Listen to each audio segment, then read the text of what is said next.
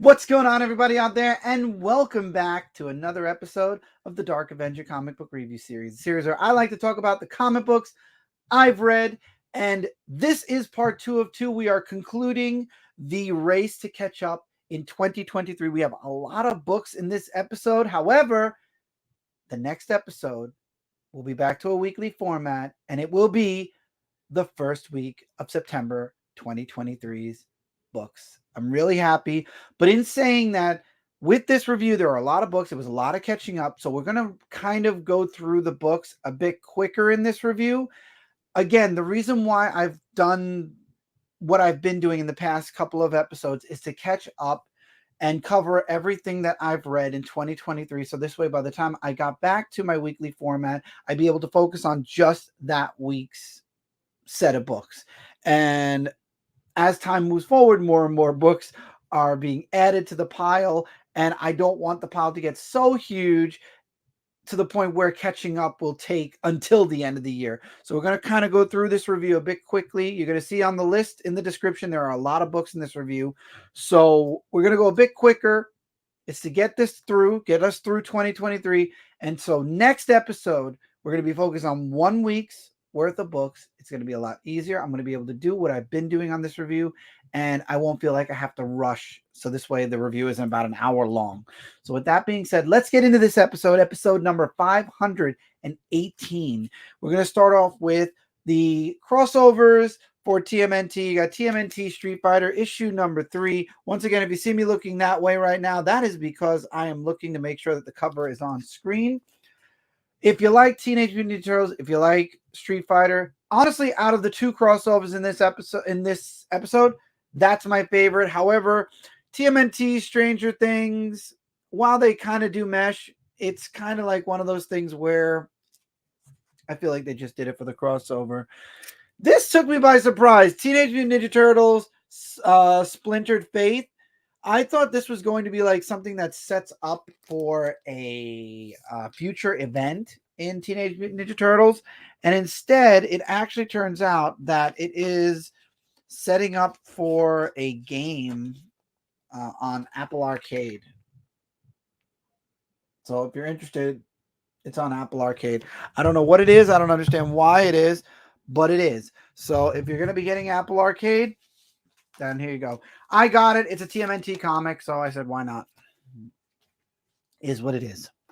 Now let's talk about the actual Teenage Mutant Ninja Turtles. Venus finally meets up with the Turtles in this issue. Again, this is a series that I've been kind of caught up on and whatnot. So there's drama with the Turtles, guys. I mean, you've got Leonardo and Donatello fighting because Donnie's not talking about what he's locking himself in his room, locking himself up, hiding away from the world, and he doesn't want to explain why yet, but obviously he's been working with Venus. And I was right, actually. When I stopped doing these reviews, there was a character that was introduced in the last pages of Teenage Mutant Ninja Turtles. He's back after forever being missing, or forever being away from the series because of Armageddon War. We're back here now. And again, for a person who didn't read Armageddon War, I do like that Aliplex, when she was fighting with Raphael in this issue, she kind of drops a little bit of why she's not with Raphael anymore or with the Turtles, because they teamed up with Splinter and Karai to stop and win the Armageddon War. So at least for people like me who missed out on the Armageddon War, or people who are just jumping into the book, you're getting explanations on what's happening or what has happened and why the characters are where they are. And I appreciate that. Again, I am going to read the Armageddon War at some point. But for right now, that's what we got. So that's TMNT. I do want to mention that. Oh, we also have one of the children goes missing because we saw Leatherhead took them in the last issue. There's a really cool connection to what's going to be happening next there. But the Turtles at the end of this issue end up teaming up with Venus and her people. And Donatello kind of comes out of his room and actually starts to do something. You also see that Michelangelo is kind of suffering through all this too a bit. But they're now teaming up to save the child. And I like that. And I'm looking forward to seeing what comes in the next issue. We will talk about that in a weekly review. Van Helsing, Hell to Pay, a really good issue. I love the artwork. I love the story, and it leads into another miniseries Pat Shan's writing. Need I say more? Need I say more? I love this issue a lot. I read this when it first came out, which was about a week or two ago. So I'm a little sketchy on remembering it. But again, if you're a fan of Van Helsing, you'll be checking it out. One thing I will make mention of is Robyn Hood, which is a series that Pat Shan started in Zenoscope. He was there for issue number 1 through, I believe, 20 something or 30 something. Robyn Hood gets her 100th issue. Congratulations to Robyn Hood. Robyn Hood is an excellent series and something I definitely recommend checking out as well. Zenoscope puts out such amazing books. So definitely check both of those out. Robyn Hood 100, certain covers have already sold out. So if you get lucky at your local comic shop and you see like this one especially, grab it. Grab it because it's hot commodities. Okay, this is a two issues I have for this review. I have Antarctica issue number 1 and issue number 2. This mini series surprised me. I wasn't sure. I remember going through the Image books because this is back when I was deciding to bring the reviews back. And I said, let's look into some of the new series. And this series interested me because it involves a girl who goes to a place in Antarctica, a station, and she ends up going into an alternate reality where things were done differently. And now there's like this murder going on. There's a mystery on how they got there, why they're there. And it's a really good miniseries. Highly recommend checking it out. It's a miniseries, I believe, if I'm not mistaken. So I'm looking forward to seeing how that series goes. And then we have another series I started, which I believe is an ongoing series. And for the title alone's reason, I had to get it. And that is, I mean, you could see him back there. Christopher Chaos. We have 3 issues of that. 1, 2, and the recent issue that came out for this month was 3.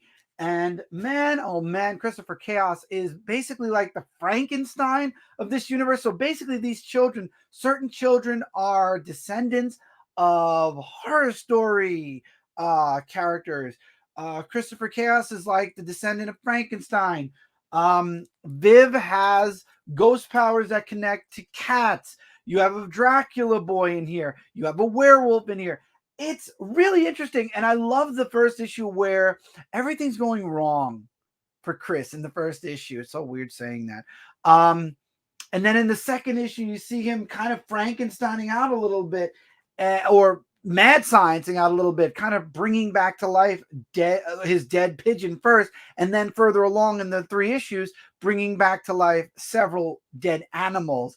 And you see that they're teaming up now because there is a group of people that are looking to exterminate all the monsters. And actually in issue number 3, we find out who the leader is. We didn't get to see who the leader was in the first or second issue. We got a teaser in the second. This issue showed us the leader.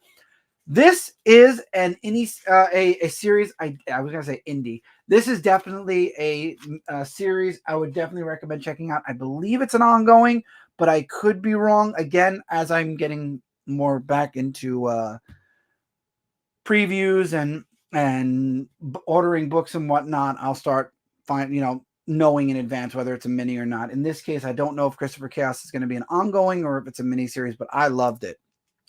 So since I'm back into comics, I figured I missed the first one.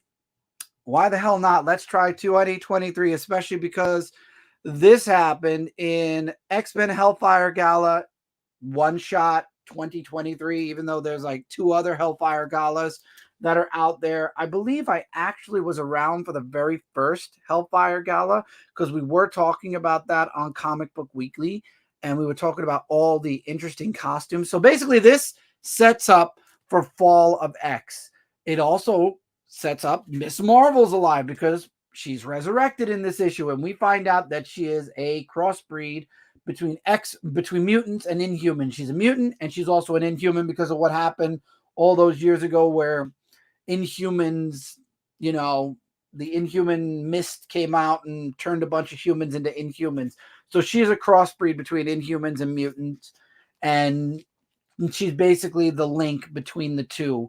And she's resurrected. She's brought back. All hell breaks loose on Krakoa because Captain Krakoa and a bunch of other people decide they're done with the X-Men. So all the mutants go missing or die.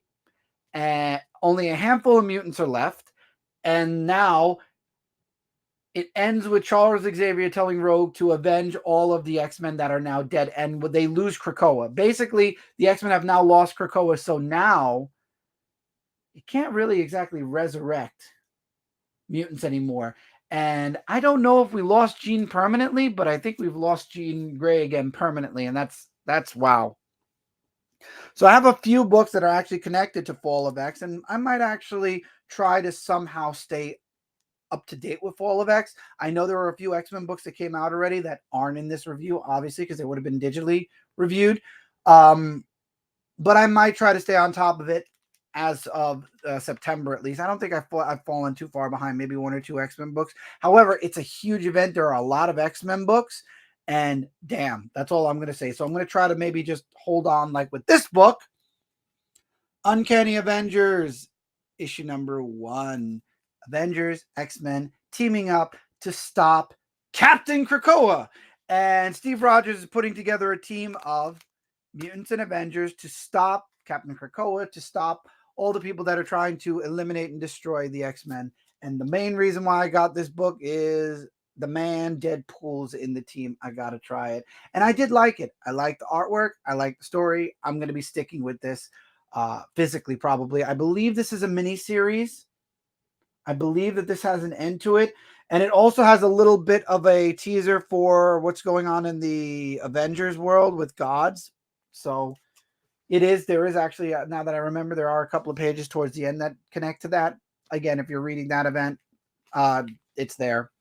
We got 2 Invincible Iron Man issues, issue number 8 and issue number 9. Iron Man, his Sentinels, there are Sentinels in Iron Man armor now, and they've been taken over by, I haven't been reading Iron Man. This person's had a vendetta out for Tony, apparently. He had Rhodey put in jail, and now Iron Man's fighting him, and it turns out that this person's also now an enemy of the X-Men. So this is how Emma Frost and Iron Man have now crossed paths, and he goes off to protect Emma, who's being targeted by the Sentinels, but he also knows that he's a target because the person that's trying to kill Emma is also now trying to destroy Tony. So this becomes a whole mix mash, which is why the Avengers are now caught kind of in the middle of this too, Uncanny Avengers. But Tony ends up making a fake persona for Emma so she could walk around still amongst people because the X-Men are being hunted down. And I don't know what's going to lead into this marriage that's coming. The whole reason I picked up Invincible Iron Man is because of this wedding that's supposed to happen between him and Emma. And it's supposed to be all connected to the Hellfire Club.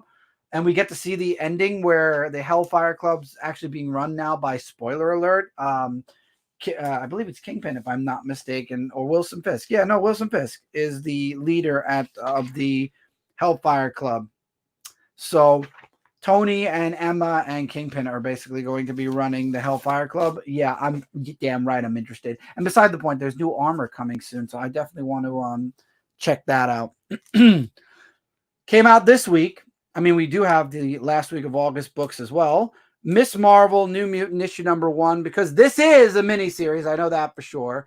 I wanted to check it out. So Kamala goes back to her family. Everybody thinks she's alive again. Emma Frost basically did a psychic thing, erased everybody's memory of Kamala dying. They all think she just went on a bit of a vacation. She's now back. She erased the coroner records. Don't ask how she did it, because that's what she said in the comics too. And basically the death is annulled. It's gone. It didn't happen. It's been erased from everybody's mind. And now Kamala's back, sporting an X-Men costume. Now, for the first time ever, as she's being a superhero, she's experiencing what it's like to be wearing X-Men colors and the X-Men logo, because now she's being branded as a mutant. She's starting to see that being a superhero while being an X-Men, it doesn't go too well. She doesn't trust her best friend or boyfriend at this point. I'm not sure with what really did happen, that she died and was resurrected and yada, yada, yada. And I loved his reaction. I loved his reaction in this book. I'm definitely going to stick around for this mini because it's a mini, and why not? It's Miss Marvel. Penultimate issue of Ultimate Invasion. It's going to take Kang possibly to save the Ultimate Universe, which is Things are falling apart. There's a lot. There's a very talky issue. I will say that it's a lot of talking. And we also find out, spoiler alert, that the Reed Richards of this world is being treated like the man in the iron mask. So that's the ultimate Reed Richards now. So I wonder if that takes um, the original ultimate Reed Richards and makes him just the thinker now, permanent. But he's trying. They're all trying to make. And of course, by the way, of course, no book with Jonathan Hickman goes without having 3 pages wasted with charts instead of actual artwork. That's 3 pages. This is why I don't know, guys. I'll get the first issue of the Ultimates when it comes out, and obviously I'm getting the last issue of this. But I got to be honest with y'all. I hate Jonathan Hickman wastes so many pages with just unneeded, unwanted charts. And I believe at this point he does it because people complain about his work and because he knows the reviewers like to talk about it and he gets some sick kind of twisted jolly out of it. But I'm not a fan of the charts. However, looking over the 3 wasted pages that could have been of art and story and just were charts, I'm interested in seeing where this all concludes and how the Thinker gets put out and the Avengers and everybody else, the Ultimate Universe gets redone or fixed. Hopefully we get Ultimate Peter Parker back because we all know that Miles turned down the Thinker, and looking at future issues of Miles Morales Spider-Man, he's still in, from what we know, unless they change the description of the comics, he is in the 616 Marvel still. Immortal Thor issue number 1. The cover alone is why I bought the book. However, I'm going to be staying because of the story. I did really, really like this first issue. I think the artwork in the book is amazing. It's a lot of talking. I'm going to tell you all that now. It is. And it's a lot of catching up. It's about Thor's hammer. And it is connected also to the Gods event a bit. And we get to see that towards the end of the book.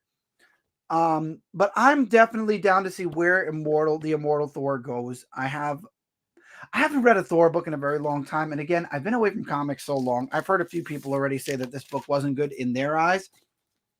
Maybe being away from comic books for X amount of years, I'm really thirsty for stories, and this grabbed my eye. Maybe not. Again, one person doesn't like the book, another person does. It happens more times than I can count on 2 hands and 2 feet, because there are a lot of people out there that either love or hate certain books and certain writers. Me, I liked it.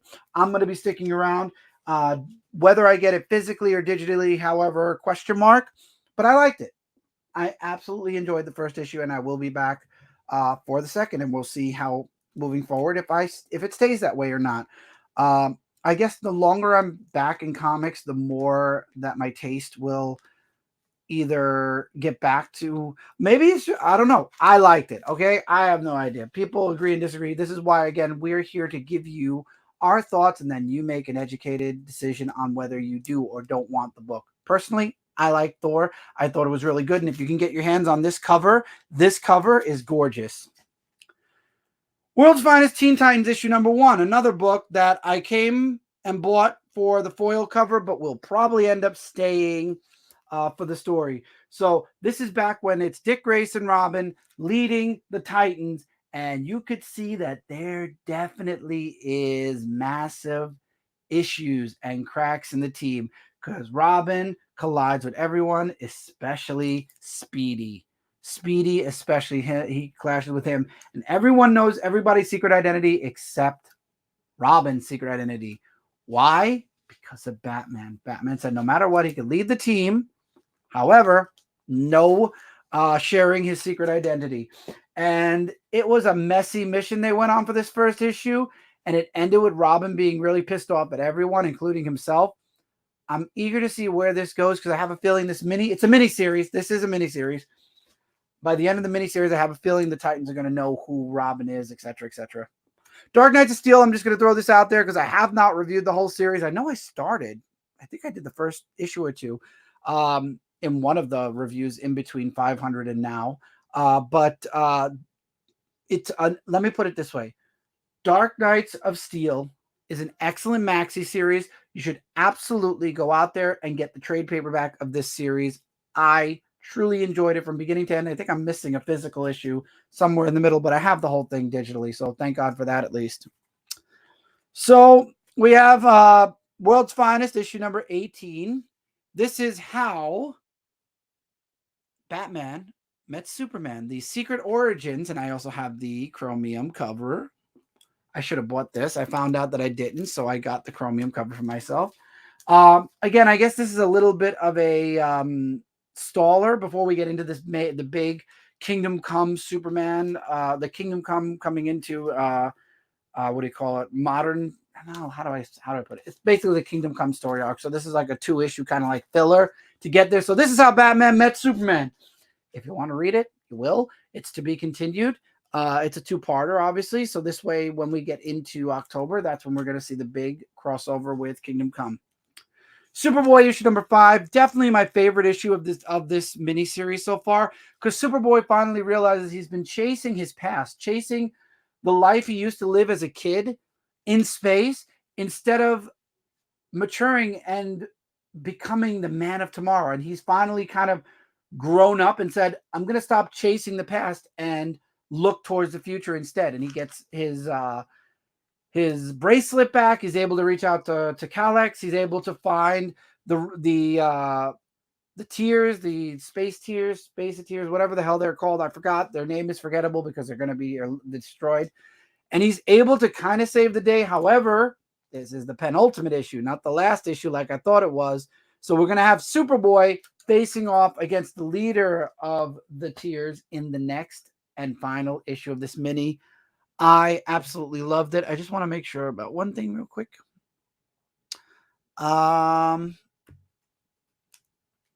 Okay, let's do this book. So we have The Last Days of Lex Luthor, Superman, The Last Days of Lex Luthor.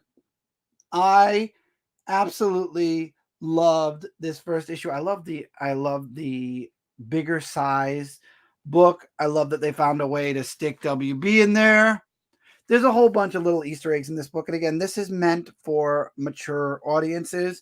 Black label books are made for 18 plus, I believe, or 16 plus, whatever it is. But basically, Lex Luthor is dying, and Superman is trying to find a way to stop that, of course. And I'm definitely on board for this this series. So check it out if you want. It's really worth it. And this is a really sick cover for that.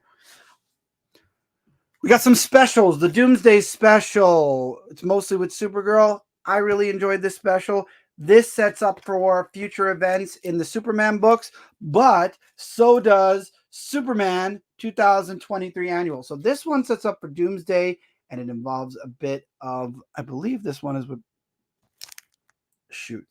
Both of them involve, one of these he has a Brainiac teaser. The other one actually shows more Brainiac in it.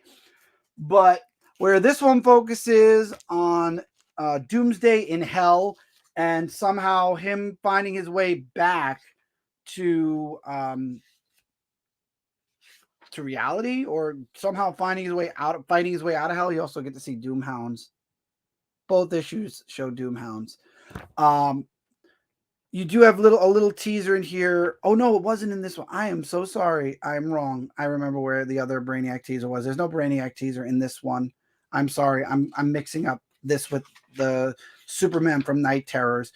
But this book, yeah, Doomsday fighting his way out of hell, and that's leading into future events with the Superman books. And then in this book, we see a bit more of Brainiac. We get to see everything in this. I love this special because it's basically Lois Lane and all the other reporters in the Daily Planet, and every reporter is reporting a different story. So Superman's dealing with Toyman. Lois Lane interviews Livewire, who ends up saving her ass at I forget what the place was called where she was. Oh my God, Iron Gate, is it? I believe it's Iron Gate. But anyway, then you had Kat, who interviewed what's her name? Madam Moonlight, I believe her name is. Marilyn Moonlight. And you just get to see at the end, like the whole newspaper with Livewire, Moonlight, um, and about Parasite. Parasite is now trying to be like a janitor at Superman Incorporated. You've got amazing artwork in here. The main man is back. We're going to be seeing him in future issues as well, possibly.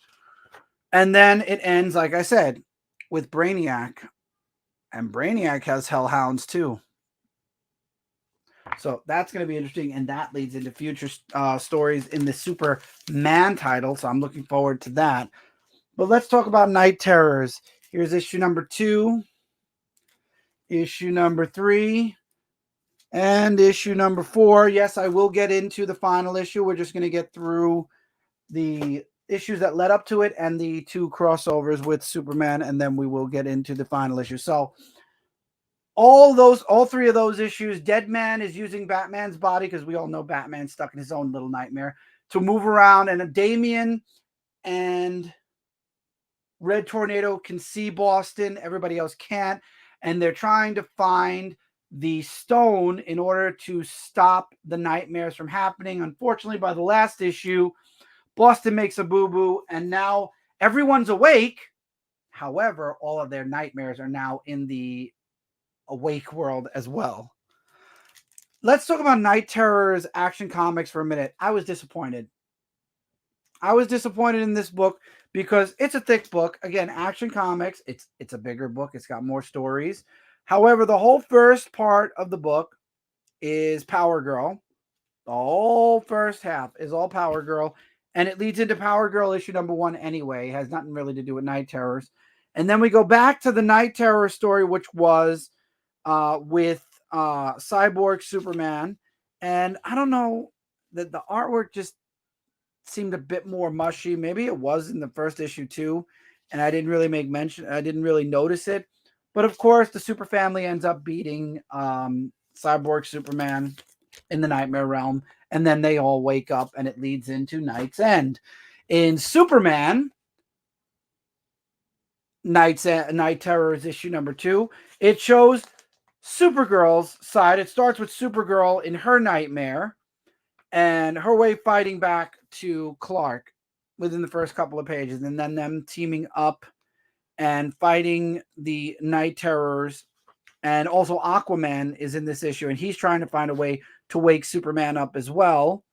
And then, of course, the events of Night's End happen, and everybody wakes up. And this is where I apologize, everybody. This is where the teaser was for Brainiac in Superman.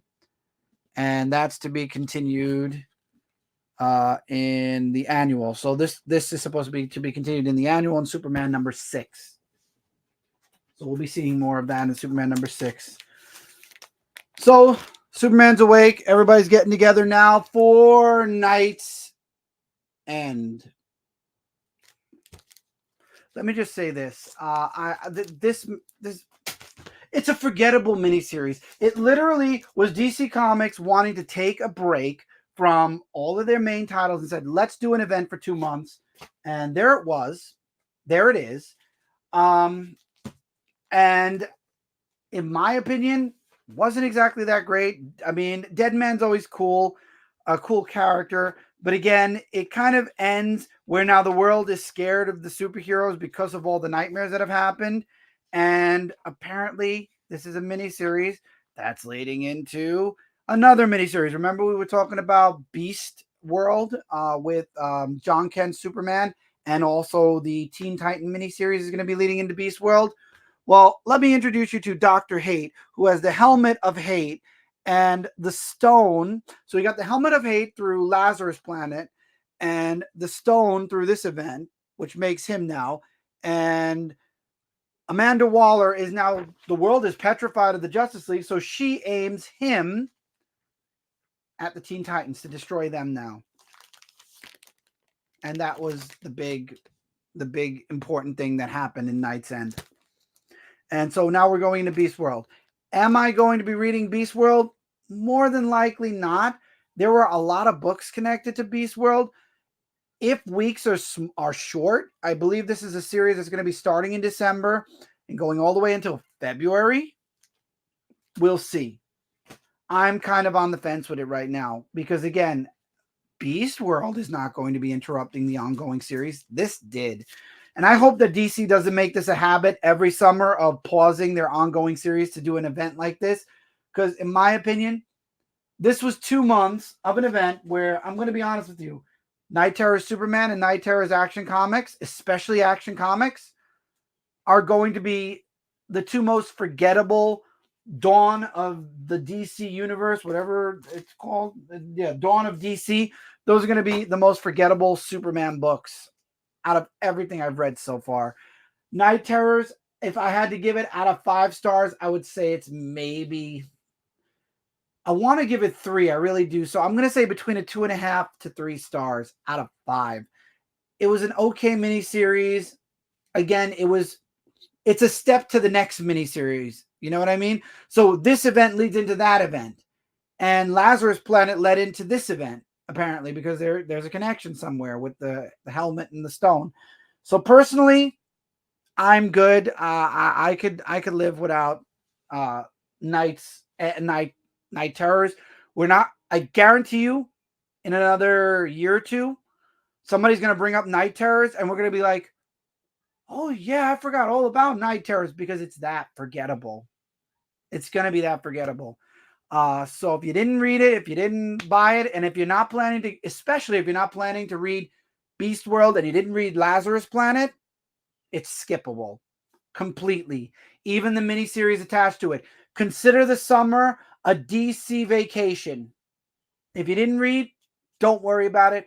And at least Marvel and the Independents were still going on. So really, at least you had something to read. And then also the miniseries like Superboy and Steelworks and stuff like that were still going on. So you had your miniseries and you had the rest of the comic book companies out there to read throughout the 2 months of summer. And now that we're back in September, everything's back to a regular format.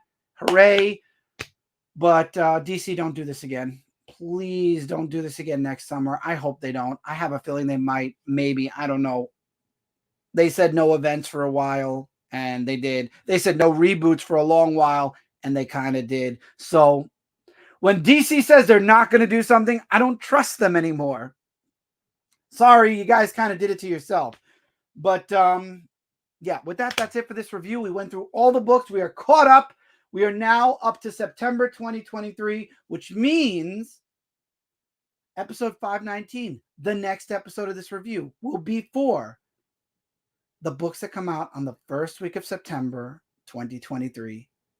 I am so happy it only took 3 episodes to fully catch up. And now we're ready to get this review back to a weekly format. I hope all of you are as happy and excited as I am. So with that being said, this is probably going to go up. I'm going to still probably set this up to go up early Monday. Dark Avenger Live will be tonight. The comic review, all fingers crossed, will probably be around Saturday, give or take, depending on how fast I can read my books when they come out on Wednesday. And then we're just going to keep moving forward. Most Anticipated is going to be coming back soon. We had our first weekly haul short. That went up actually before I started recording this video. So that actually went up on Sunday night. And a bunch of other things you're going to be starting to see. I'm not going to keep announcing it. You will see it as it comes. Just expect a lot of stuff to start moving now that the gears and everything is caught up.